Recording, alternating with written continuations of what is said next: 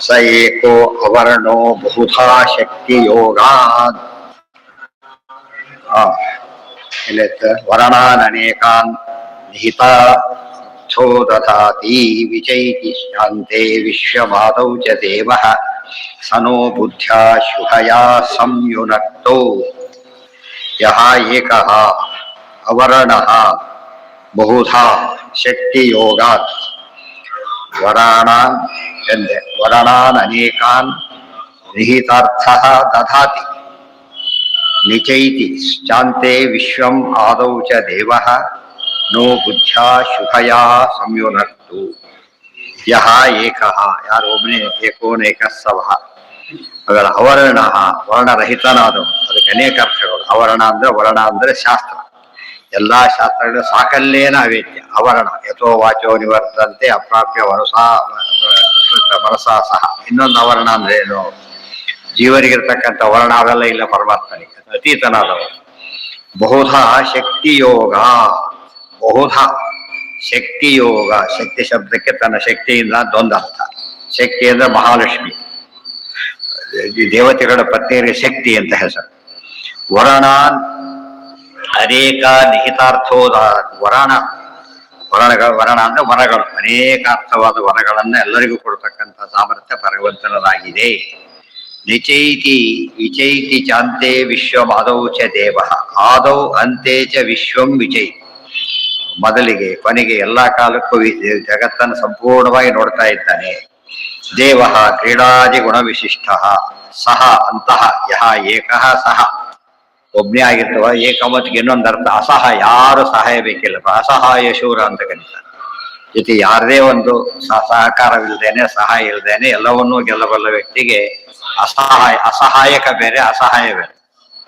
Helpless, ಅಸಹಾಯಕರು helpless ಅದಲ್ಲ, ಅಸಹಾಯ, ಯಾರು ಸಹಾಯನೂ ಬೇಕಿಲ್ಲ. ಆದ್ರೆ ಅವಕಾಶ ಕೊಡ್ತಾನೆ ಹೊರತು ನನಗೆ ಅಗತ್ಯ ಇಲ್ಲ. ಅವಕಾಶ ಬೇರೆ, ಅಗತ್ಯ ಬೇರೆ. ಅಗತ್ಯ ಅಂದ್ರೆ ಅವರಿಗೆ ಬೇಕಾಗಿದೆ, ಅವಕಾಶ ಅಂದ್ರೆ ಬರುತ್ತೆ, ಅವ್ರಿಗೆ ಕೊಡಿದ್ರೆ ಚಾನ್ಸ್ ಕೊಡ್ತಾರೆ. ಸನೋ ಬುದ್ಧಿಯ ಶುಭಯ ಸಂಯುನ ಅಂತ ಪರಮಾತ್ಮ ನಮಗೆಲ್ಲ ಕೂಡ ಶುಭಯ ಬುದ್ಧಿಯ ಒಳ್ಳೆಯ ಬುದ್ಧಿಯಿಂದ ಸಂಯುನಕ್ತು ಒಡಗೂಡಿಸಲಿ. ಧಿಯೋಯೋನ ಪ್ರಚೋದಯ ಗಾಯತ್ರಿ ಅರ್ಥ ಇದೆ. ಸಹ ನಹ ಬುದ್ಧಿಯ ಶುಭಯ ಸಂಯುನಕ್ತು. ಅಲ್ಲಿ ಧಿಯ ಅಂತಿದೆ, ಇಲ್ಲಿ ಶುಭಯ ಅಂತ ಸೇರಿದೆ. ಆದ್ರಿಂದ ಎಂಥ ಬುದ್ಧಿ ಕೊಡಬೇಕು? ಒಳ್ಳೆ ಬುದ್ಧಿ. ಅಲ್ಯಾಕೆ ಒಳ್ಳೇದು ಅಂತ ಹೇಳಿಲ್ಲ ಅಂದ್ರೆ ಕೊಡೋದ್ರೆ ಒಳ್ಳೇದು ಅಂತಾನೆ ಅರ್ಥ. ನಮಗೆ ಕೊಡೋದು ಅಂದ್ರೆ ಸಾಮಾನ್ಯ ಅಂತ ಅರ್ಥ. ದೇವ್ರು ಕೊಡೋದಲ್ಲಿ ಎಂಥದ್ದು ಕೊಡ್ತಾನೆ? ಯಾಕಂದ್ರೆ ಕೆಟ್ಟದ್ದು ಕೊಡೋ ಸಂಭವನೆ ಇಲ್ಲ. ನಮ್ಮಲ್ಲಿ ದೋಷ ಇರಬಾರ್ದು, ದೇವರಿಗೆ ದೋಷ ಇಲ್ಲೇ ಇದೆ. ಆದ್ದರಿಂದ ಕೆಟ್ಟದನ್ನು ಕೊಡೋದೇ ಇಲ್ಲ. ಅದು ಕೇಳೋದಕ್ಕೋಸ್ಕರ ಶುಭಯಾ ಬುದ್ಧಿಯ ಸಂಯುನಕ್, ಯುನಕ್ತು ಕೂಡಿಸಲಿ. ಸಂಯುನಕ್ ಪ್ರಚೋದಯ, ಚೋದಯ ಪ್ರಚೋದಯ, ಸರಿಯಾದ ರೀತಿಯಲ್ಲಿ ಕೂಡಿಸಲಿ. ತದೇವಾಗ್ನಿ ತದಾದಿತ್ಯ ತದ್ವಾಯು ತಚ್ಚಂದ್ರ ಚಂದ್ರಮಾಹ ತದೇವ ಶುಕ್ರಂ ತದ್ಬ್ರಹ್ಮ ತದಾಪಃ ತತ್ ಪ್ರಜಾಪತಿ. ವಾಯುರ್ಯಮೋಗ್ನಿ ವರುಣಸ್ಯ ಶಾಂಕ ಪ್ರಜಾಪತಿಸ್ತ್ವಂ ಪ್ರಪಿತಾಮಹಶ್ಚ. ಎಲ್ಲಿದೆ? ಗೀತಾದಲ್ಲಿ ನಮೋ ನಮಸ್ತೆ ಸಹಸ್ರಕೃತ ಪುನಶ್ಚ ಭೂಯೋಪಿ ನಮೋ ನಮಸ್ತೆ. ಎಲ್ಲ ವಿಷ್ಣುಪರ. ತದೇವ ಅಗ್ನಿ, ಅವನೇ ಅಗ್ನಿ. ತದಾ ಅಂದ್ರೆ ಅಗ್ನಿ ಶಬ್ದ ವಾಚ್ಯ, ಅಗ್ನಿ ಒಳಗಿರೋ ಅಗ್ನಿ. ಈ ಅಗ್ನಿ ದೇವರು ಅಂತ ಅರ್ಥ ಅಲ್ಲ. ಅಗ್ನಿ ಶಬ್ದ ವಾಚ್ಯ ಆದ ಮುಖ್ಯ ಅಗ್ನಿ ಪರಮಾತ್ಮನೇ. ತತ್ ಆದಿತ್ಯ, ಅವನೇ ಸೂರ್ಯ. ತದ್ ವಾಯು, ಅವನೇ ವಾಯು. ತತ್ ವಾಯುರ್ಯಮೋ ಅಗ್ನಿ ಎಲ್ಲ ಬಂದೋಯ್ತು. ತತ್ ಚಂದ್ರಮ, ತತ್ ಹೂ ಅಂದ್ರೆ ಏವ, ಚಂದ್ರನೂ ಅವನೇ, ಚಂದ್ರ ಶಬ್ದ ವಾಚ್ಯನೂ ಅವನೇ. ತದೇವ ಶುಕ್ರಂ, ಅವನೇ ಶುದ್ಧವಾದವನು. ತದ್ ಬ್ರಹ್ಮ, ಅವನೇ ಬ್ರಹ್ಮ ಶಬ್ದ ವಾಚ್ಯನಾದವನು. ತದ್ ಆಪಹ, ಜಲಶಬ್ದ ವಾಚ್ಯನಾದ ಅವನೇ. ತತ್ ಪ್ರಜಾಪತಿ, ಬ್ರಹ್ಮಾದಿ ಶಬ್ದ ವಾಚ್ಯನೂ ಅವನೇ. ಹೀಗೆ ಅದೆಲ್ಲ ಸ್ಪಷ್ಟವಾಗಿ ಸರ್ವಶಬ್ದ ವಾಚ್ಯತ್ವ ಸ್ಪಷ್ಟ ಬರುತ್ತೆ. ತ್ವಂ ಸ್ತ್ರೀ ತದೇವಾಗ್ನಿ ತದಾದಿತ್ಯ ತದ್ವಾಯು ತದು ಚಂದ್ರಮಾಃ ತದೇವ ಶುಕ್ರಂ ತದ್ ಬ್ರಹ್ಮ ತದಾಪಃ ತತ್ ಪ್ರಜಾಪತಿ. ತ್ವಂ ಸ್ತ್ರೀ, ತ್ವಂ ಪುಮಾನ್ ಅಸಿ, ತ್ವಂ ಕುಮಾರಃ ಉತವಾ ಕುಮಾರಿ, ತ್ವಂ ಜೀರ್ಣೋ ದಂಡೇನ ಯಚ್ಚಸಿ ಯಂ ವಂಚಸಿ, ತ್ವಂ ಜಾತೋ ಭವಸಿ ವಿಶ್ವತೋ ಮುಖಃ. ಮತ್ತೆ ದೇವರ ಮಹಿಮೆ. ತ್ವಂ ಸ್ತ್ರೀ, ತ್ವಂ ಪುಮಾನಸಿ, ಪರಮ ಸ್ತ್ರೀ ರೂಪನೇ ಇದೆ, ಪುರುಷ ರೂಪನೇ ಇದೆ. ಎಲ್ಲ ಪೂರ್ತಿ ಸಿದ್ಧಾಂತಕ್ಕೆ ವ್ಯತ್ಯಾಸನೇ ಇಲ್ಲ. ತ್ವಂ ಕುಮಾರ, ಕುಮಾರನು ನೀನೆ, ಉತವ ಕುಮಾರಿ, ಸ್ತ್ರೀ ರೂಪದಲ್ಲಿ ತರುಣನಾಗಿ ಸ್ತ್ರೀ ಪುರುಷ, ಕುಮಾರನಾಗಿ ಸ್ತ್ರೀ ಪುರುಷ. ತ್ವಂ ಜೀರ್ಣ, ತ್ವಂ ಜೀರ್ಣ ದಂಡೇನ ವಂಚಸಿ, ನೀನು ಮುದುಕನಾದಂತೆ ದಂಡ ಹಿಡ್ಕೊಂಡು ಓಡಾಡ್ತೀಯ. ಅಂದ್ರೆ ಏನು ನೋಡೋದಕ್ಕೆ ಚಿತ್ರ ಪಾಠ ಮಾಡ್ತಾರಲ್ಲ, ಅವ್ರ ಅಣ್ಣ ಮುದುಕರ ಬಿಹೇವ್ ಮಾಡ್ತಾರೆ, ಆಕ್ಚುಲಿ ಮುದುಕರಲ್ಲ ಅವ್ರು. ಅದೇ ರೀತಿಯೇ ತ್ವಂ ಜೀರ್ಣ ದಂಡೇನ ವಂಚಸಿ, ದಂಡ ಹಿಡ್ಕೊಂಡು ವಂಚಸಿ ನೋಡಿ, ಮೋಹನ ಮಾಡ್ತೀಯ ಅರ್ಥ ಹೊರತಿನಾಗೆ ಏನಿಲ್ಲ, ವೃದ್ಧಾಪ್ಯಾದಿಗಳಿಲ್ಲ. ತ್ವಂ ಜಾತಃ ಭವಸಿ, ಮತ್ತೆ ವಂಚಸಿ, ಹುಟ್ಟಿದಂತೆ ಮಾಡ್ತೀಯ, ಮೋಸ ಮಾಡ್ತೀಯ. ವಿಶ್ವತೋ ಮುಖ, ನೀನು ವಿಶ್ವತೋ ಮುಖನಾದವ, ಎಲ್ಲ ಸ್ಪಷ್ಟ ಮಹಿಮೆಗಳು. ತ್ವಂ ಸ್ತ್ರೀ, ತ್ವಂ ಪುಮಾನಸಿ, ತ್ವಂ ಕುಮಾರ ಉತವ ಕುಮಾರಿ, ತ್ವಂ ಜೀರ್ಣ ದಂಡೇನ ವಂಚಸಿ, ತ್ವಂ ಜಾತಃ ಭವಸಿ ವಿಶ್ವತೋ ಮುಖ. ನೀಲ ಪತಂಗೋ ಹರಿತೋ ಲೋಹಿತಾಕ್ಷ, ಆಮೇಲೆ ತಟಿತ್ ಗರ್ಭ ಉತವ ಸಮುದ್ರಾ ಅನಾದಿಮತ್ವಂ ವಿಭುತ್ವೇನ ವರ್ತಸೆ ಯತೋ ಜಾತಾನಿ ಭುವನಾನಿ ವಿಶ್ವಾ. ನೀಲಃ, ನೀಲಾದಿ ವರ್ಣನು ನೀನೆ, ಪತಂಗಾದಿಗಳು ನೀನೆ, ಹರಿತಃ ಹಳದಿ ಹಸಿರು ಬಣ್ಣನು ನೀನೆ, ಲೋಹಿತಾಕ್ಷ ಕೆಂಪು ಬಣ್ಣದ ಕಣ್ಣುಳ್ಳವನು ನೀನೆ, ತಟಿದ್ ಕೆಂಪು ಬಣ್ಣ ಅಂದ್ರೆ ಕಣ್ಣು ಅಪಾಂಗ ಮಾತ್ರ, ಉಳಿದಲ್ಲ. ಆಮೇಲೆ ತಟಿದ್ ಮಿಂಚು ನೀನೆ, ಗರ್ಭೆ ಋತವ ಎಲ್ಲದರ ಒಳಗಿರೋ ನೀನೆ, ಗರ್ಭದಲ್ಲಿ ಋತ ಎಲ್ಲ ಋತುಗಳು ನೀನೆ, ಸಮುದ್ರ ನೀನೆ, ಎಲ್ಲವನ್ನು ನೀನೇ ನಿಯಮನ ಮಾಡುವವನು ಅಂತ ಅರ್ಥ. ನೀಲಾಹರಿತ ಅಂತ ಹೇಳಿದ್ರೆ ವರ್ಣಗಳು, ಅನೇಕ ವರ್ಣಗಳ ರೂಪದಲ್ಲಿ ಪರಮಾತ್ಮ ಬಂದೆ.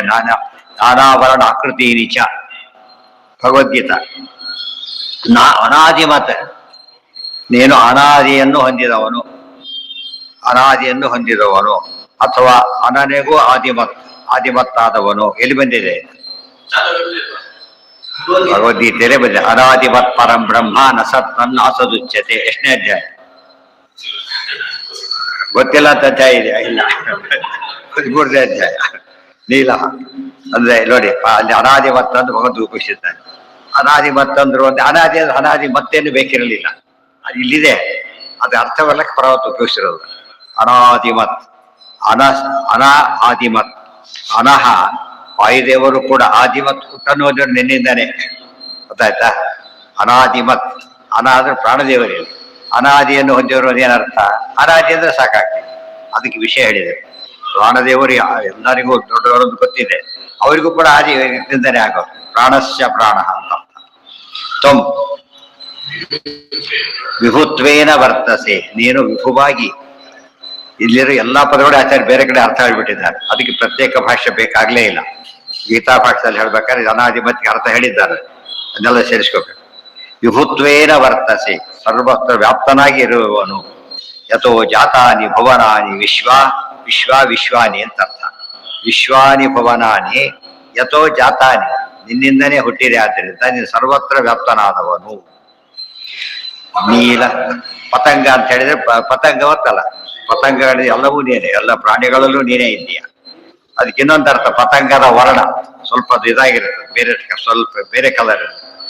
ಹರಿತ ವರ್ಣ ನೀನೆ, ಲೋಹಿತಾಕ್ಷ ನೀನೆ, ತಟ್ಟಿತ್ತು ನೀನೆ, ಗರ್ಭದಲ್ಲಿರೋನು ನೀನೆ, ಋತವ ಎಲ್ಲ ಋತುಗಳ ನಿಯಾಮಕ ನೀನೆ, ಸಮುದ್ರಗಳಲ್ಲಿರೋ ನೀನೆ. ಅನಾದಿಮತ್ವಂ ವಿಭುತ್ವೇನ ವರ್ತಸೆ ಅಥೋ ಯಥೋ ಜಾತಾನಿ ಭುವನಾನಿ ವಿಶ್ವ, ಎಲ್ಲವೂ ನಿನ್ನಿಂದ, ಜಗತ್ತೆಲ್ಲ ನಿನ್ನಿಂದನೇ ಬಂದಿದೆ.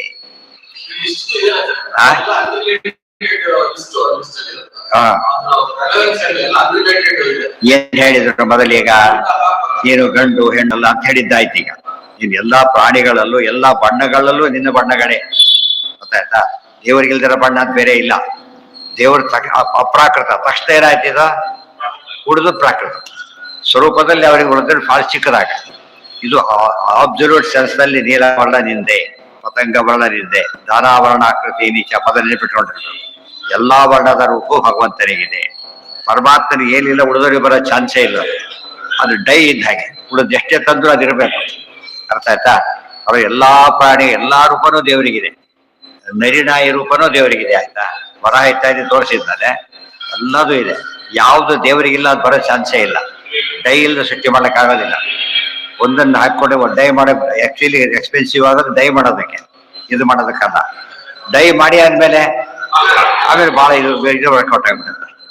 ಇದೆಲ್ಲ ಆ ಕಾನ್ಸೆಪ್ಟು ಅಲ್ಲೇ ಇರೋದು. ಅದು ಬಿಂಬ ಪ್ರತಿಬಿಂಬ, ಡೈ ಬಿಂಬ ಇದ್ದಾಗೆ ಪ್ರತಿಬಿಂಬ. ಅಜಾಮೇಕಾಂ ಲೋಹಿತ ಶುಕ್ರ ಕೃಷ್ಣಾಂ ಬಹ್ವೀ ಪ್ರಜಾ ಸೃಜಮಾನಾಂ ಸ್ವರೂಪಾಃ ಅಜೋ ಹಿ ಏಕೋ ಜುಷಮಾಣೋ ಅನುಶೇತೆ ಜಹಾತಿ ಏನಾಂ ಮುಕ್ತ ಭೋಗಾಂ ಅಜೋ ಅನ್ಯಃ. ಅಜಾಂ ಏಕಾಂ ಲೋಹಿತ ಶುಕ್ಲ ಕೃಷ್ಣಾಂ ಬಹ್ವೀಃ ಪ್ರಜಾಃ ಸೃಜಮಾನಾಂ ಸ್ವರೂಪಾಃ ಅಜೋ ಹಿ ಏಕಃ ಜುಷಮಾಣಃ ಅನುಶೇತೆ ಜಹಾತಿ ಏನಾಂ ಮುಕ್ತ ಭೋಗಾಂ ಅಜೋ ಅನ್ಯಃ. ಅಜ ಬರೀ ಅಜ ಅಜ, ಒಂದಜ ಮಹಾಲಕ್ಷ್ಮಿ, ಇನ್ನೊಂದಜ ನಾರಾಯಣ, ಇನ್ನೊಬ್ಬ ಅಜ ಜೀವ, ಮೂರು ಅಜಗಳು ಬಂದಿದೆ ಅದರೊಳಗೆ. ಅಜಾಂ ಏಕಾಂ ಲೋಹಿತ ಶುಕ್ಲ ಕೃಷ್ಣಾಂ, ಲೋಹಿತ ಶುಕ್ಲ ಕೃಷ್ಣ ಮೂರು ಗುಣಗಳು ಪ್ರಕೃತಿ. ಗೊತ್ತಾಯ್ತಾ? ಕೆಂಪು, ಬಿಳಿ ಮತ್ತೆ ಕಪ್ಪು ಮೂರು ಸೇರಿ ಬಂದಿದೆ. ಕೆಲವು ಬಂದಾಗ ರೆಡಿಶ್ ಅಂತ ಅಷ್ಟೇ ಅರ್ಥ. ಏನ ಅಜಾಂ ಲೋಹಿತ ಶುಕ್ಲ ಕೃಷ್ಣ ಅಂದ್ರೆ ಪ್ರಕೃತಿಯ ಶ್ರೀ ಭೂ ದುರ್ಗಾ, ಮೂರು ಗುಣಗಳು ಮೂರು ರೂಪಗಳು. ಬಹ್ವೀ ಮೂರರಿಂದ ನೀನು ಸ್ವರೂಪ, ಸ್ವರೂಪರಂದ್ರೆ ಸದೃಶ ರೂಪದ ಆ ಶುಕ್ಲಾದಿ ಸಾದೃಶ್ಯ ಹೊಂದಕ್ಕೆ ಯೋಗ್ಯವಾದ ರೂಪಗಳಿಂದ ಕೂಡಿದ ಬಹ್ವೀ ಪ್ರಜಾ ಅನಂತಾನಂತ ಜೀವರನ್ನ ಪ್ರಕೃತಿ ಸೃಷ್ಟಿ ಮಾಡುತ್ತೆ. ತಾಯಿ ಪ್ರಕೃತಿ ಎಲ್ಲ 14ನೇ ಅಧ್ಯಾಯದ ಅರ್ಥ ಇದೆ. ಏನಂತ? ಮಮ ಯೋಜಿರ್ ಮಹದ್ ಬ್ರಹ್ಮ ಎಸ್ ತಸ್ಮಿನ್ ಗರ್ಭಾಂ ದಧಾಮ್ಯಹಂ. ಗೊತ್ತಾಯ್ತಾ? ನನ್ನ ಪತ್ನಿ ನಾ ಮಹಾಲಕ್ಷ್ಮಿ, ಗರ್ಭ ನಿಡ್ತೇನೆ. ಸರ್ವಭೂತಾನಾಂ ತಥೋ ಭವತಿ ಭಾರತ. ಎಲ್ಲರ ಸೃಷ್ಟಿ ಆಮೇಲೆ ಆಗುತ್ತೆ. ಈ ಸೂಕ್ತದ ಅರ್ಥ, ಮಂತ್ರದ ಅರ್ಥ. ಆದ್ರೆ ಆ ಮಹಾಲಕ್ಷ್ಮಿ ಅಜ, ಮತ್ತೆ ಪ್ರಕೃತಿ ಅನಾದಿ, ಜಡ ಪ್ರಕೃತಿ ಅನಾದಿ, ಮಹಾಲಕ್ಷ್ಮಿ ನಿತ್ಯಮುಕ್ತ. ಅದರಿಂದ ಸೃಷ್ಟಿ ಮಾಡ್ತಾ ಇದ್ದೀಯಾ. ನೀನು ಮಾತ್ರ ಅಜೋಹಿ ಏಕ, ಅಬ್ಸಲ್ಯೂಟ್ ಸೆನ್ಸ್ ಅಲ್ಲಿ ಹುಟ್ಟಿದ್ರೆ ಒಬ್ಬನೇ. ಮಹಾಲಕ್ಷ್ಮಿಗೂ ಹುಟ್ಟಿದೆ, ಎಂತ ಹುಟ್ಟು ಅದಿದೆ. ಪರಮಾತ್ಮ ಅದು ಕೂಡ ಇಲ್ಲ. ಅದರಿಂದಾಗಿನೇ ಅಜಾಮೇಕ, ನೀನು ಅಜಃ ಏಕಃ ಜುಷಮಾಣ ಅನುಸೇತೆ, ಎಂದರೆ ಸೇವಿಸಲ್ಪಡುವವನಾಗಿ ಸದಾ ಅನುಸೇತೆ ಮಲಿಬಿಟ್ಟಿರ್ತಿ. ಮಲಿಬಿಡ್ತಿ ಅಂದ್ರೆ ಆರಾಮಾಗಿದ್ದೆ ಅಂತ ಅರ್ಥ. ಮಲಗಿದ್ದಾರೆ, ಆರಾಮಿದ್ದಾರೆ. ಜ್ವರವನ್ನು ಮಲಗೋರು ಬೇರೆ, ಸಹಜವಾಗಿ ಮಲಗೋರು ಬೇರೆ, ಫ್ರೀಯಾಗಿ ಮಲಗೋರು. ಹ್ಯಾಕ್ ಕೂತಿ ಆರಾಮ ಮಲಗೋದಕ್ಕೊಂದು ಪೋಸ್ ಇದೆ. ರೋಗ ಬಂದು ಮಲಗೋದಕ್ಕೆ ಅದು ಬೇರೆ. ಆದಷ್ಟಿಂದ ಅನಂತ ಪದ್ಮನಾಭ ಆಗಲ್ಲ ಆ ರೂಪದ.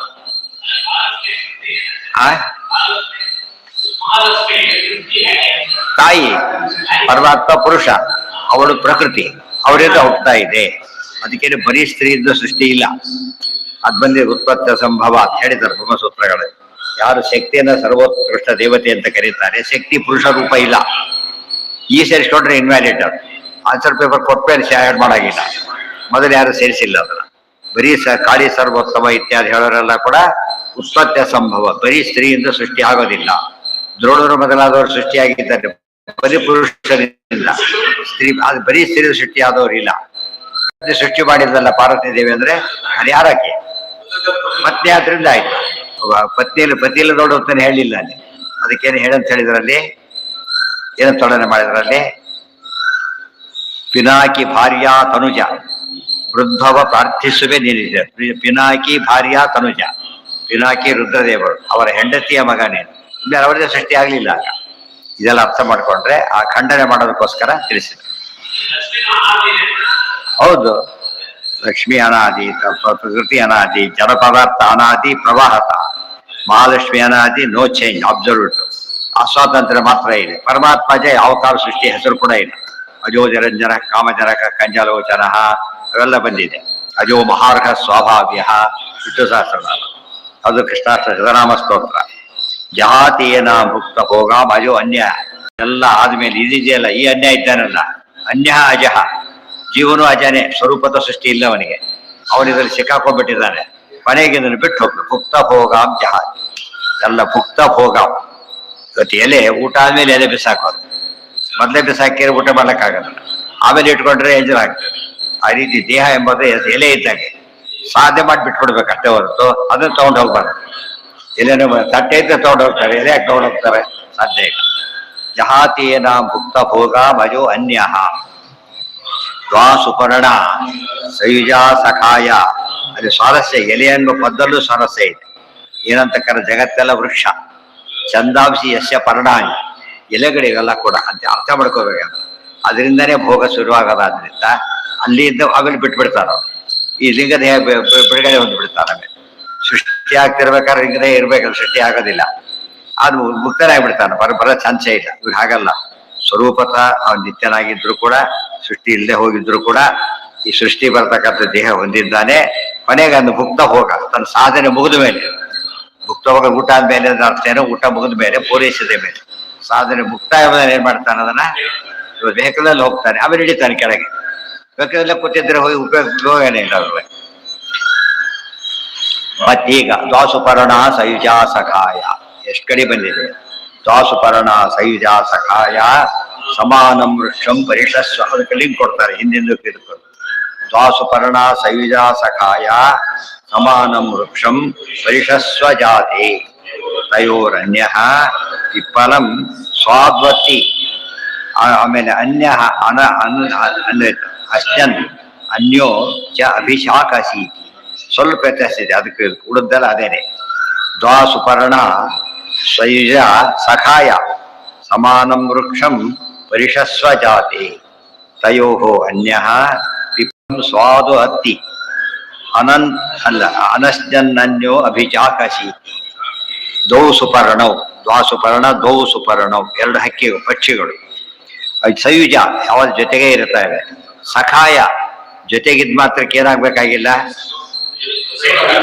ಅದ್ರ ಜೊತೆಗೆ ಇದ್ದಾರೆ. ಸಖಾಯ ಸಹಕಾರ ಕೊಟ್ಕೊಂಡಿದ್ದಾರೆ. ಪರಮಾತ್ಮನ ಸಹಕಾರ ಅನುಗ್ರಹ ಮಾಡೋದಷ್ಟೇ, ಇವ್ರದ್ದು ಸೇವೆ ಮಾಡೋದು. ಅದ್ರ ಜೊತೆಗಿದ್ದಾರೆ, ಆ ರೀತಿ ಇದ್ದಾರೆ. ದಾಸುಪರ್ಣ ಸಯುಜ ಸಖಾಯ, ಸಯುಜ ಅನ್ನೋ ಪದ ಯಾವಾಗಲೂ ಜೊತೆಗಿರ್ತಾರೆ, ಒಮ್ಮೆ ಅಲ್ಲ. ಬರೀ ಸಖ ಅನ್ಬೋದಾಗಿತ್ತು, ಬರೀ ಸಯುಜ ಅನ್ಬೋದಾಗಿತ್ತು. ಎರಡು ಯಾಕೆ ಹೇಳಿದ್ರು? ಒಬ್ಬ ಸಖ ಯಾವಾಗಲೂ ಇರ್ಬೇಕು ಅಂತಿಲ್ಲ, ಜೊತೆಗಿದ್ರು ಸಖ ಆಗಿರ್ಬೇಕು ಅಂತನೂ ಇಲ್ಲ. ಅದಕ್ಕೆ ಪರಮಾತ್ಮ ಏನಾಗಿದ್ದಾನೆ, ಜೊತೆಗಿರುವ ನಿತ್ಯ ಉಪಕಾರಿ. ಕೆಲವರು ಎಲ್ಲ ಬಾರಿ ಒಳ್ಳೆಯವರು ನಾಟ್ ಅವೈಲಬಲ್, ಈಗಿಲ್ಲ. ದೇವ್ರು ಹಾಗಲ್ಲ, ನಿತ್ಯ. ಅದಕ್ಕೆ ಆರೂ ಸಂಗಡ ಬಾಹೋರಿಲ್ಲ.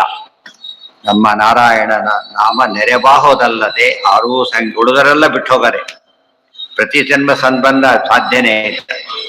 ಅದು ದೇವ್ರದ್ದು ಹಾಗಲ್ಲ. ಯಾರನ್ನ ಬಿಟ್ಟರು ದೇವ್ರನ್ನ ಬಿಡಾಗಿಲ್ಲ ನಾವು. ದೇವ್ರು ನಮ್ಮನ್ನು ಬಿಟ್ಟು ಆರಾಮಾಗಿರ್ತಾರೆ. ಸಿಂಪಲ್. ನೀರು ಮೀನು ಬಿಟ್ಟಿರ್ತದೆ, ಆದ್ರೆ ನೀರು ಬಿಟ್ಟಿರ್ಲಕ್ಕಾಗೋದಿಲ್ಲ. ಆದ್ರೂ ಸರಿಯಾಗಿ ಯೋಚನೆ ಮಾಡಿದ್ರೆ ನಮ್ಮ ಬದುಕು ಹೇಗಿದೆ, ಅಪಾರ್ಥ ಮಾಡಿ. ಜೊತೆಗಿದ್ದಾರೆ ಒಂದೇ ಯಾಕಾಗ ಜೊತೆಗಿದ್ರೆ ಸಾಧ್ಯನೇ ಇಲ್ಲ. ಸಖಾಯ ದೌ ಸುಪರ್ಣೌ ಸಯುಜೌ ಸಖಾಯೌ ಹಾಗೆ ಬಿಡಿಸ್ಬೇಕಂತ ಏನ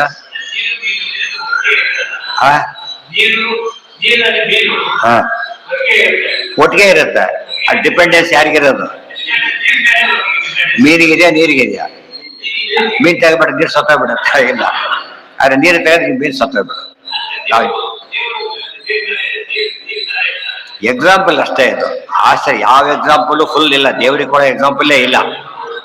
ಎಲ್ಲಾ ರೀತಿ ಎಲ್ಲಾ ಒಂದು ಪಾರ್ಷಿಯಲ್ ಎಕ್ಸಾಂಪಲ್ ಕೊಡ್ಬೋದೇ ಹೊರತು ಕೊಡಕ್ಕೆ ಅದೇನೆ ಇದು ದೇವರಾಗ್ಬಿಡುತ್ತೆ. ಆಮೇಲೆ ಪೂರ್ತಿ ದೇವರನ್ನ ಎಕ್ಸಾಂಪಲ್ ಕೊಡೋದು, ಅದು ಇನ್ನೊಬ್ಬ ದೇವರಾಗ್ಬೇಕು. ಭಾರಿ ರಾಮ ಕೃಷ್ಣ ಇದ್ದಾಗಿದ್ದಾರೆ, ಕೃಷ್ಣರಾಮ ಇದ್ದಾಗಿದ್ದಾರೆ ಅಷ್ಟೇ. ಇನ್ನೊಬ್ರು ಯಾರು ಕೊಟ್ಟರು ಸರಿಯಾದ ಆಗೋದಿಲ್ಲ, ಸ್ವಲ್ಪ ಬಿಡ್ಲೇಬೇಕಲ್ಲ. ಸಾಮಾನ್ಯ ದೃಷ್ಟಾಂತಲ್ಲೇ ಬಿಡ್ಬೇಕಾಗ್ತದೆ. ಇನ್ನು ದೇವ್ರ ಬಗ್ಗೆ ಬಂದ್ರೆ ಯಾರು ಕೊಡ್ತಾರೆ? ಅದಕ್ಕೆ ಆಶ್ಚರ್ಯ ಯಾವ್ದಾರು ಹೇಳೋದಕ್ಕೆ ಬರಲ್ಲ, ಆಶ್ಚರ್ಯ ಅಂದ್ಬಿಡ್ತಾರೆ. ಆಶ್ಚರ್ಯ ಅಂದ್ರೆ ಏನು? ಅಂಥದ್ದಿಲ್ಲ, ಅಂಥದ್ದು ಆಶ್ಚರ್ಯ ಆಗೋದಿಲ್ಲ. ಅದು ಯುನೀಕ್ ಆದಾಗ ಮಾತ್ರ ಆಶ್ಚರ್ಯ ಆಗೋದು. ಅಜಾಮೇಕಾಂ ರೋಹಿತ ಶುಕ್ಲ ಕೃಷ್ಣಾಂ ವಕ್ಫೀ ಪ್ರಜಾ ಸೃಜಮಾನಾ ಸ್ವರೂಪಾಹ. ಸ್ವರೂಪ ಅಂದ್ರೆ ಅವ್ರು ತಕ್ಕಂತ ರೂಪ ಕೊಡ್ತಾ ಹೋಗ್ತಾರೆ. ಎಲ್ಲರಿಗೂ ಎಲ್ಲ ರೂಪ ಕೊಡೋದಿಲ್ಲ, ಯಾವ ರೂಪಕ್ಕೆ ಎಲಿಜಿಬಲ್ಲು ಅದನ್ನ. ಅಜೋಹಿ ಏಕೋ ಜುಷಮಾಣೋ ಅನುಶೇತಿ, ಎಲ್ಲರಿಂದಲೂ ಜುಷಮಾಣ ಸೇವಿತನಾಗಿದ್ದಾನೆ. ಅವನ ಯಾರನ್ನು ಸೇವಿಸ್ಬೇಕಾಗಿದೆ, ಎಲ್ಲರೂ ಇವನನ್ನ ಸೇವಿಸ್ತಾರೆ. ಜಹಾತಿ ಏನೋ ಮುಕ್ತ ಹೋಗ ಅಜು ಅನ್ಯ, ಇನ್ನೊಬ್ಬ ರಾಜ ಇದ್ದಾನಲ್ಲ ಜೀವ ಬಿಟ್ಟು ಹೋಗ್ತಾನೆ. ಇವರೆಲ್ಲ ಹೇಗಿರ್ತಾರೆ? ದಾಸುಪರ್ಣ ಸಯುಜ ಸಖಾಯ ಸಮಾನಂ ವೃಕ್ಷಂ ಪರಿಷಸ್ವ ಜಾತಿ. ಸಮಾನ ವೃಕ್ಷ, ಸೇಮ್ ಒಂದೇ ವೃಕ್ಷದಲ್ಲಿ ಇದ್ದಾರೆ. ಒಂದೇ ವೃಕ್ಷ ಶಬ್ದಕ್ಕೆ ಜಗತ್ತು ಅಂತ ಅರ್ಥ. ಒಂದೇ ಜಗತ್ತಲ್ಲೇ ಇದ್ದಾರೆ. ಆದ್ರೆ ಪರಮಾತ್ಮ ಸ್ವಾಮಿಯಾಗಿದ್ದಾನೆ, ಇವರು ಅವಲಂಬಿತರಾಗಿದ್ದಾರೆ ಜಗತ್ತಲ್ಲೂ ಕೂಡ. ತಯೋರನ್ಯ ಜುಷಮಾಣ ಪರಿಷಸ್ವ ಜಾತಿ, ಪರಿಷಸ್ವ ಜಾತಿ ಜೊತೆಗೆ ಇದ್ದಾರೆ, ವೆರಿ ಕ್ಲೋಸ್ ಆಗಿದ್ದಾರೆ. ಬಿಂಬರು ಒಳಗೆ ಇರ್ತಾನೆ ಪರಮಾತ್ಮ. ತಯೋರನ್ಯ ಅವರಲ್ಲಿ one among the two, one between two ಏನ್ ಮಾಡ್ತಾರ ಅವರು? ಪಿಪ್ಪಲಂ ಸಾಧು ಹತ್ತಿ. ಎಂತ ವೃಕ್ಷ? ಪಿಪ್ಪಲ ವೃಕ್ಷ ಇದು. ಪಿಪ್ಪಲ ವಿಶೇಷತೆ ಅಂದ್ರೆ ಬೇರೋಡಿ ಎಲ್ಲ ಕಡೆ ಹರಡಿಬಿಡ್ತಾವೆ, ಒಂದ್ ಕಡೆ ಎಲ್ಲ ಎರಡು ಕಡೆ. ಪಿಪ್ಪಲ ವೃಕ್ಷದ ವಿಶೇಷ, ಜೀವ ಎಲ್ಲಿ ಹೋಗ್ತಾನೆ ಗೊತ್ತು ಆಗೋದಿಲ್ಲ, ಆ ರೀತಿ ಇರ್ತದೆ. ಮೇಲೆ ಕೆಳಗೆ ಎಲ್ಲ ಕಡೆ. ಅದಕ್ಕೋಸ್ಕರ ಅವ್ರ ದೃಷ್ಟಾಂತ ಕೊಡ್ತಾರೆ. ಸಯುಜ ಸಖಾಯ, ಆಮೇಲೆ ತಯೋರ ಪಿಪ್ಪಲಂ ಸ್ವಾದು ಅತ್ತಿ, ಪಿಪ್ಪಲವನ್ನು ಎಂಜಾಯ್ ಮಾಡ್ತಾನೆ, ಪಿಪ್ಪಲವನ್ನು ಎಂಜಾಯ್ ಮಾಡ್ತಾನೆ. ಆ ಡಾಕ್ಟ್ರು ಇದ್ರು ಆಸ್ಪತ್ರೆಯಲ್ಲಿ ಇದ್ದಾರೆ, ಅವ್ರ ಔಷಧಿ ತಗೊಳ್ಳೋ ಡಾಕ್ಟರ್ ಅಲ್ಲ, ಜೀವ ಮಾತ್ರ, ರೋಗಿ ಮಾತ್ರ. ಅವರೇ ಔಷಧಿ ತಗೊಂಡ್ಬಿಟ್ರೆ ಪೇಷಂಟ್ ಆಗ್ಬಿಡ್ತಾರೆ. ಆ ದೇವರು ಇವನು ತಿಂತಾನೆ, ಅದು ಸುಖವಾಗಿಲ್ಲ.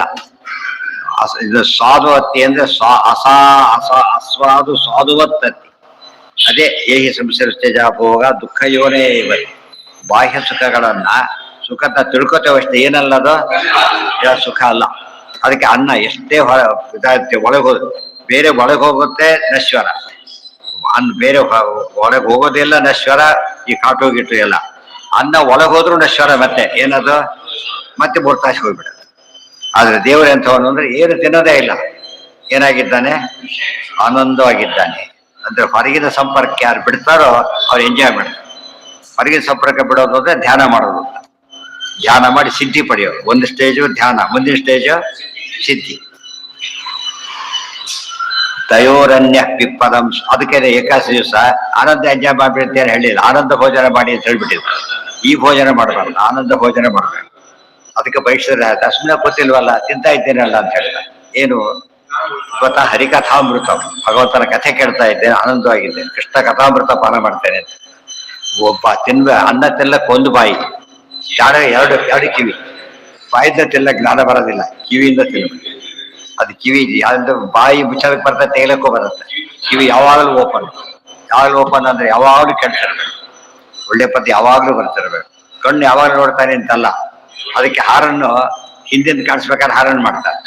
ದೇವ್ರು ನಮ್ಮ ಹಿಂದಿದ್ದಾನೆ, ಅದಕ್ಕೆ ಹಾರನ್ನು ಶಬ್ದ ಶಾಸ್ತ್ರೀಯವನಿತ್ತು. ಅದು ಹಿಂದಿದ್ದಾನೆ ಪರಮಾತ್ಮ, ಹಿಂದಿದ್ದಾನೆ.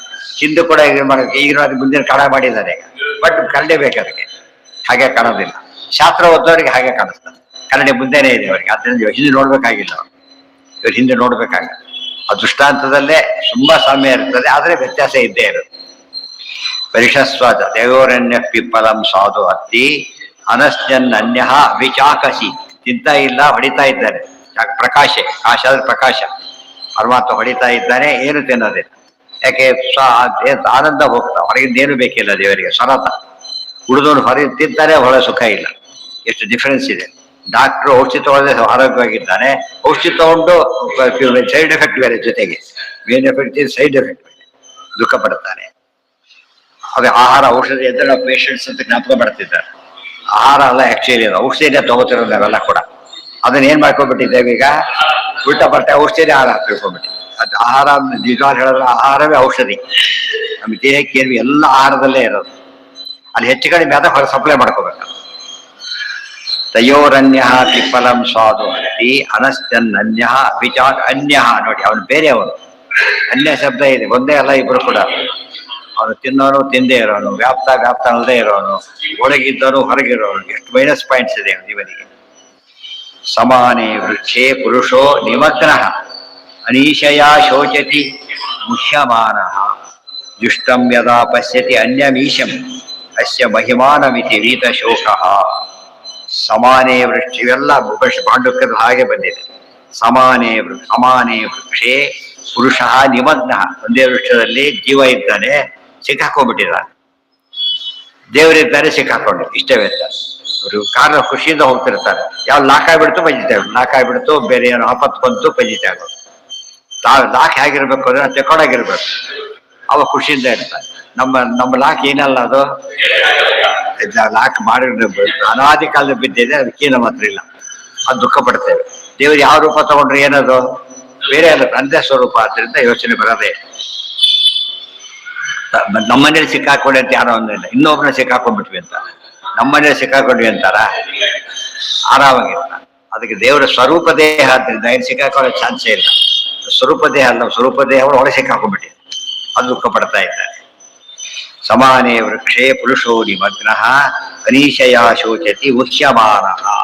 ನಿಮಗ್ನ, ಮಗ್ನ ಸಿಕ್ಕ, ಭಾರಿ ಮಗ್ನ, ಬಂಧಿತನಾಗಿ ಬಿಟ್ಟಿದ್ದಾನೆ. ಯಾಕೆ ಅವನ ಇಚ್ಛೆ ಕೈ ಮೀರಿ ಹೋಗಿದೆ, ಇಲ್ಲೇ ಇಲ್ಲ. ಅನೀಶಯ, ಅನೀಶತ್ವ ಅಂದ್ರೇನು, ಅಸಮರ್ಥ ಅಂತ. ಈಶಾ ಪ್ರಭುರೀಶಃ ಸಮರ್ಥಶ್ಚ ಅಸಮಾನ ಈಶಯ ಶೋಚ ಅನೀಶಯ ಶೋಚತಿ ಮುಹ್ಯಮಾನ. ಕೈಲಾಗದ ಮೋಹಕ್ಕೊಳಗಾಗಿ ದುಃಖ ಪಡ್ತಾನೆ ಇದ್ದಾನೆ. ಹೇಗೋಗೋದು ಹೇಗೋಗೋದು. ಜುಷ್ಟಂ ಯದಾ ಪಶ್ಯತಿ ಅನ್ಯಮೀಶಂ. ಆದರೆ ಇವನೊಂದು ಚಾನ್ಸ್ ಇದೆ, ದೇವರನ್ನು ನೋಡ್ಬಿಡ್ಬೇಕು. ದೇವರು ಯಾರು ಅಂದ್ರೆ ಅನ್ಯ. ಅನ್ಯ ನಮ್ಮಿಂದ ಡಿಫರೆಂಟ್. ಆಪತ್ತನ್ನ ಕಾಪಾಡಿ ಅಂತ ಯಾರನ್ನ ಕರಿತೇವೆ ನಾವು? ಇಲ್ದವ್ರನ್ನ ಕರಿತ. ಅದೇ ಆಪತ್ತಿದ್ರೆ ಸೇಮ್ ಪ್ರಾಬ್ಲಮ್ ಅಂತಾರಲ್ಲ, ಹಾಗೆ ಸಾರಿ ಸೇಮ್ ಪ್ರಾಬ್ಲಮ್ ಬಂದ್ಬಿಟ್ರೆ ಆಗಲ್ಲ. ಅನ್ಯಂ ನೋಡಿ, ಅನ್ಯ. ಜೀವ ಪರಮಾತ್ಮ ಬೇರೆ ಸ್ಪಷ್ಟ ಹೇಳ್ತಾ ಇದೆ. ಅದು ಕವರಿಂಗು ಅವನೇ ಅಂತ ಹೇಳಲಿಲ್ಲ. ಅನ್ಯಂ ಈಶಂ. ಯಾರಾತ? ಬಂದಲ್ಲ ಈಶ. ಅವನು ಅನೀಶ, ಅವನು ಈಶ. ಪಶ್ಯ ನೋಡಿ, ಅನ್ಯಂ ಈಶಂ ಸಮರ್ಥನಾದವನು. ಅಸ್ಯ ಮಹಿಮಾನಂ ಮಿತಿ ವೀತ. ಮಹಿಮೆಯಿಂದ ನಾವೆಲ್ಲ ಏನಾಗ್ತೇವೆ? ವೀತ ಶೋಕ ಕಳ್ಕೊಂಡ್ಬಿಡ್ತೇವೆ. ಶೋಕ ಯಾವುದು? ಬಂಧ ಕಳ್ಕೊಂಡ್ಬಿಡ್ತೇವೆ. ಇದು ದಾರಿ ಇದೇ ಇಲ್ಲ. ತೀರಾ ಎಲ್ಲಿ ನೋಡಿದ್ರು ದ್ವೈತ ಬಿಟ್ಟು ಬೇರೆ ಅರ್ಥ ಬರೋ ಚಾನ್ಸೇ ಇಲ್ಲ. ಅವ್ರೇನ್ ಬೇಡ, ಅವ್ರಿಗೆ ಅತತ್ವಾವೇದಕ್ಕೆ ಹೆಸರಿಟ್ಬಿಡ್ತಾರೆ. ಬೇರೆ ಅರ್ಥ ಮಾಡ್ತೀವಿ ಅಲ್ಲ, ಅತತ್ವಾವೇದಕ ಮುಗಿದು. ಹಾಗೆ ಹೇಳಲಿಲ್ಲ. ನಾವು ಈ ರೀತಿ ಅನ್ಬೋದಾಗಿದೆ. ಅನಂತ ವೇದಗಳನ್ನ ಅತತ್ವಾವೇದಕ ಅಂತ ಹೇಳ್ತಾರೆ.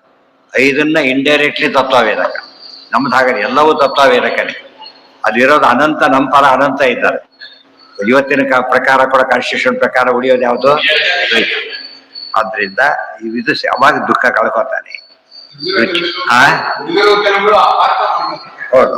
ಅದಿಲ್ಲ ಅರ್ಥ ನಾವೇ ಮಾಡೋದು.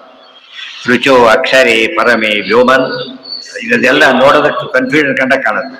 ಸುಮ್ಮನೆ ಓದ್ದಾಗ ಎಲ್ಲೂ ಕನ್ಫ್ಯೂಷನ್ ಇಲ್ಲ. ಅದು ಸ್ಪಷ್ಟ ಬಿಡಿಸಿ ಹೇಳ್ತಾರೆ. ಅದಕ್ಕೆ ಸರ್ವಜ್ಞಮನ್ಯ ಮನವೇಷ್ಟ ಸಕಾರ್ಯವಿಲ್ಲ. ಉಳಿದವ್ರಿಗೆ ಒಂದು ಬಯಸ ಇಲ್ಲ ಅಂತಾನೆ ಕಳಿಸ್ತಾರೆ. ಬರೀ ತತ್ವ ಗೊತ್ತಿದ್ದವ್ರು ಇದ್ರು, ಅವ್ರು ಇನ್ನೊಬ್ರಿಗೆ ಹೇಳೋದಾಗಲಿ ಕನ್ವಿನ್ಸ್ ಮಾಡೋದು ಸಾಧ್ಯ ಇಲ್ಲ. ಬರೀಗಳಿಗೆ ತಾವೇ ಸಿಕ್ಕಾಕೊಳ್ಳೋ ಚಾನ್ಸ್ ಬೇರೆ ಇದೆ. ಈಗ ಯಾರೋ ನೀರಲ್ಲಿ ಬೀಳ್ತಾರೆ, ಎತ್ತಕ ಇವರು ಬಳಿಗೆ ಹೋಗ್ತಾರೆ. ದಿನ ಬೆಳಗಾರ ಬರುತ್ತಾರೆ ಸುದ್ದಿಗಳು. ಬೇರೆ ಹೊಸ ವಿಷಯ ಅಲ್ಲೇ ಅಲ್ಲ. ಹಾಗೆ ಬಿಡ್ಲಿಕ್ಕೆ ಮಮಕಾರ ಇದೆ, ಬರಲಿಕ್ಕೆ ಈಜು ಬರೋದಿಲ್ಲ. ಈಜು ಬಂದ್ರೆ ಕೆಲ ಪ್ರವಾಹಕ್ಕೆ ಉಪಯೋಗನೂ ಇಲ್ಲ. ದೊಡ್ಡ ಯಾವ ಈಜು ಏನು ಕೌಂಟೇ ಆಗೋದಿಲ್ಲ. ಜುಷ್ಟಂ ಯದಾ ಪಶ್ಯತಿ ಅನ್ಯಮೀಶಂ ಮಹಿಮಾನಂ ಇತಿ ವೀತ ಶೋಕ. ಅಲ್ಲಿ ಹೋಗ್ತಾನೆ, ಶೋಕ ಎಲ್ಲ ಕಳ್ಕೊಂಡ್ಬಿಡ್ತಾನೆ. ಸೊ ಅನಿಷ್ಟ ನಿವೃತ್ತಿ ಆಗಬೇಕು ಅಂದ್ರೆ ಸುಖ ಪ್ರಾಪ್ತಿ ಆಗ್ಬೇಕಲ್ಲ. ಸುಖ ದುಃಖ ಆಪೋಸಿಟ್ಸ್ ಆದ್ರಿಂದ ದುಃಖ ಹೋಯ್ತು ಅಂದ್ರೆ ಏನಿರ್ಬೇಕಲ್ಲಿ? ಸುಖ ಇರಲೇಬೇಕು. ರುಚೋ ಅಕ್ಷರೇ. ಬರೀ ಆತ್ಮಹತ್ಯೆ ಮಾಡ್ಕೊಂಡ್ಬಿಡ್ತಾರಲ್ಲ, ದುಃಖ ಹೋಗ್ಲಿಲ್ಲ, ದುಃಖ ಪರ್ಮನೆಂಟ್ ಆಯ್ತು ಅಷ್ಟೇ. ಹೋಗೋದಾ ದುಃಖ ಚಾನ್ಸ್ ಕಳ್ಕೊಂಡ್ಬಿಟ್ಟಿರ್ತದೆ. ಹಾಗಾಗಬಾರ್ದು. ರುಚೋ ಅಕ್ಷರೇ ಪರಮೇ ವ್ಯೋಮನ್ ಯಸ್ಮಿನ್ ದೇವಾ ಅತಿ ವಿಶ್ವೇ ನಿಶ್ಚೇದು.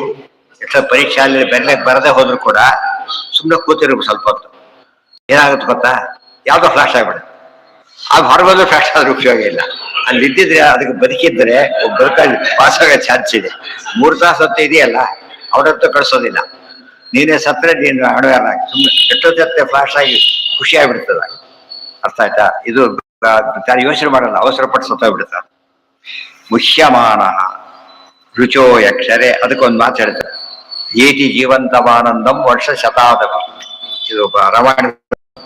ಏತಿ ಜೀವಂತಮಾನಂದಂ. ಆನಂದ ಅಂತನೂ ಪಾಠ ಇದೆ. ಆನಂದ ವರ್ಷ ಶತಾದಪಿ. ಸರಿಯಾಗಿ ಬದುಕಿದರೆ ಇವತ್ತಲ್ಲ ನಾಳೆ ಸುಖ ಸಿಗುತ್ತೆ. 100 ವರ್ಷ ಆದ್ಮೇಲಾದ್ರೂ ಪರವಾಗಿಲ್ಲ, ಸಿಗುತ್ತೆ.